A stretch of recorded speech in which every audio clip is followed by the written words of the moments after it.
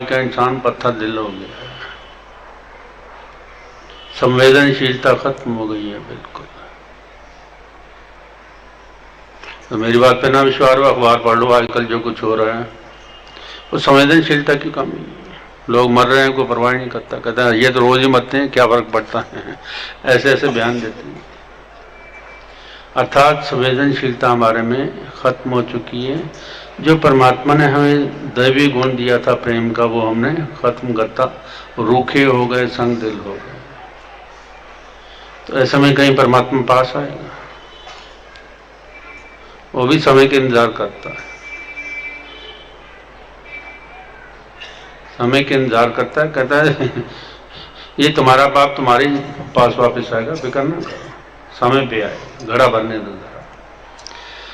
तो यहाँ जो बात आई है कि हम रूखे रूखे रहते थे, कि जब तक हमारे भीतर प्रेम नहीं आया, ये रूखापन खत्म नहीं होगा, ये संगदिली खत्म नहीं होगी, संवेदनशीलता नहीं आएगी। और बिना प्रेम परमात्मा भी नहीं। क्योंकि जब हम किसी के पास बैठते हैं ना, तो पहले उसका स्वभाव जानने की कोशिश करते हैं कि ये बंदा कैसा है। बातचीत करके देखते हैं, स्वभाव अपने जैसा होता है तो पास बिठा लेते हैं, वरना कहते हैं चलो चलो चलो, दूर करो दूर करो दूर करो। तो परमात्मा का स्वभाव प्रेम, परमात्मा का स्वभाव प्रेम ही है, और जिसके दिल में प्रेम है तो उसे वो अपना लेता। और बिना प्रेम नहीं अपनाएगा। तो लाजमी है, सबसे पहली जो शर्त है प्रेम की, कि हमारे दिल में प्रेम होगा, परमात्मा अपनाएगा, वरना रूखेपन को कोई नहीं। हम रूखे रूखे रहते थे, तेरी आंख का जादू देखा है, कि रूखापन था मुझ में, पर ये एकदम से क्रांति कैसे आ गई, चेंज कैसे आ गई। जिंदगी में चेंज भी तो आनी चाहिए ना, और ये अपने आप नहीं आती। ये कब आती है कि जब हम किसी महापुरुष के सानिध्य में बैठते हैं, वो हमारे भीतर प्रेम भरता, एक अग्नि पैदा करता है जो हमें परमात्मा की ओर ले जाती है, एक लगन पैदा करता है, एक शौक पैदा करता है। जब तक शौक नहीं, मंजिल की ओर कैसे जाएंगे। तो सत्संग में आने का जो सबसे हमें लाभ है वो यही है कि जो महापुरुष है उसके दिल में प्रेम है, वो अपना प्रेम उंडेल रहा होता है, उंडेल रहा होता है। पर हम दे रहे होते हैं या नहीं दे रहे होते, ये तो आप अपने में, तब तक हम वंचित रह जाते हैं जिंदगी से भी और परमात्मा से। हाँ, हम रूखे रूखे रहते, तेरी आँख का जादू देखा है, अब मस्ती से शर्शार हुए, और नूर से मिलकर नूर। हाँ, भाव है कि एक ट्रांसफॉर्मेशन हुई कि भाई आदमी बिल्कुल रूखा था, उसी आदमी के भीतर प्रेम आ गया।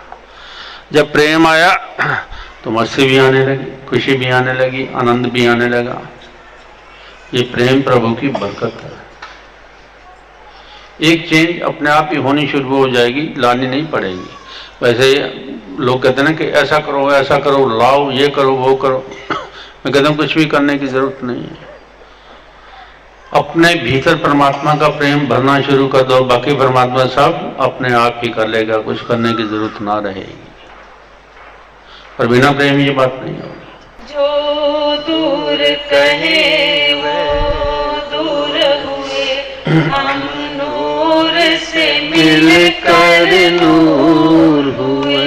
जो दूर कहे वो दूर हुए, हम नूर से मिलकर नूर हुए। अब मैं न रहा, अब तू ही है, हर बात में तेरा जलवा है। हाँ, प्रेम गली इतनी संकरी, इसमें दोनों समा है। कितनी प्यारी बात है कबीर की। पर प्रेम की गली बहुत महीन है, दो नहीं समझ सकते, एक ही समाएगा। या अहंकार रहेगा या परमात्मा रहेगा, दो नहीं रह सकते, एक ही रहेगा। तो ये बात समझ ली कि जब तक मैं है जगह खाली नहीं है, स्पेस है नहीं। परमात्मा कहाँ के बैठेगा, जगह ही नहीं देते हम उसको। तो जितना जितना हम मैं को छोड़ते चले जाते हैं, अपनी आई को छोड़ते चले जाते हैं, परमात्मा को स्थान देना शुरू करते हैं। और धीरे धीरे क्या होता है कि परमात्मा ही रह जाता, मैं खत्म हो जाता है। अब इसे दूसरी तरफ से समझ लीजिए, जो नहीं है उसको हम मान रहे हैं, जो है उसको पीछे छोड़ा हुआ है। नहीं कौन है, हमारा अहंकार, पर हम जबरदस्ती पकड़ के बैठे हुए हैं।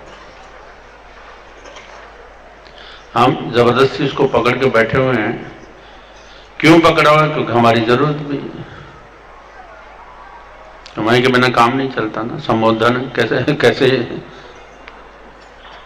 पर यह है कि जितनी जितनी मैं की समझ प्रगाढ़ होती चली जाती है, ये पिघलना शुरू होता है और प्रेम आना शुरू हो जाता है। जहाँ मैं है, जहाँ अहंकार है, वहाँ प्रेम नहीं होगा। और जहाँ मैं पिघलनी शुरू हो गई, जगह अपने आप ही बनती चली जाएगी, प्रेम आना शुरू हो जाएगा और परमात्मा की अनुभूति फिर साथ होनी शुरू हो जाएगी उसमें। अब मैं न रहा, अब तू ही है, हर बात में तेरा जलवा है। कि जो कुछ भी करता है या दिखता है, लगता है परमात्मा ही करने वाला, और वाकई करने वाला भी भैया दूसरा नहीं हो सकता। लेकिन हम भ्रम में जीते हैं ना, तो इसलिए कहता देखो ना मैंने किया, क्रेडिट लेने के लिए, मैंने ऐसा कर दिया, मैं ऐसा करूंगा। वो सारी अहंकार की बातें हैं।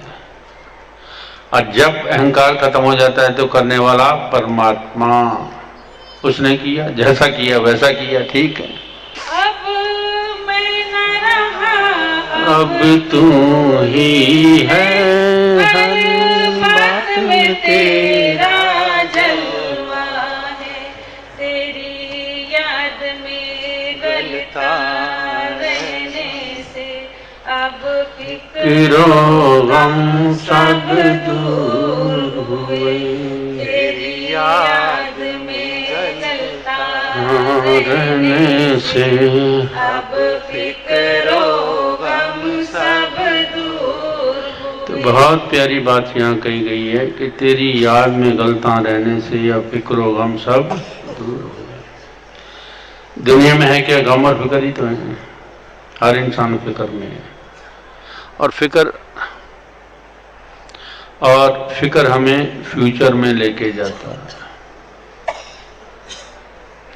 फिक्र जो है हमें, चिंता जो है फ्यूचर में लेके जाती है, अर्थात अपने माइंड के साथ हम कनेक्ट हो जाते हैं, जो डर पैदा करता है, गम पैदा करता है, भय पैदा करता है, जो नहीं है। लेकिन हम पकड़ के बैठे हैं, आदत बनी हुई है ना, ये ना हो जाए, वो ना हो जाए, ऐसा ना हो जाए, मेरे लड़के का ऐसा हो जाए, मेरी मतलब फ्यूचर में रहती सारी उम्र ही। तो परमात्मा से कब मिलोगे? अगर फ्यूचर में ही सारी उम्र गुजारनी है तो प्रेजेंट में कब आओगे? परमात्मा से कब हो जाएगी? तो जरूरत है इस बात को। मैं ये नहीं कहता कि गम ना है, फिक्र ना है, सब कुछ आए, लेकिन इनके साथ कनेक्ट मत हो। देखो आ रहा है, ठीक है, मेहमान को जितना प्यार करोगे उतने दिन ही घर में टिकेगा, जितना प्यार करोगे उतना ही घर में टिकेगा।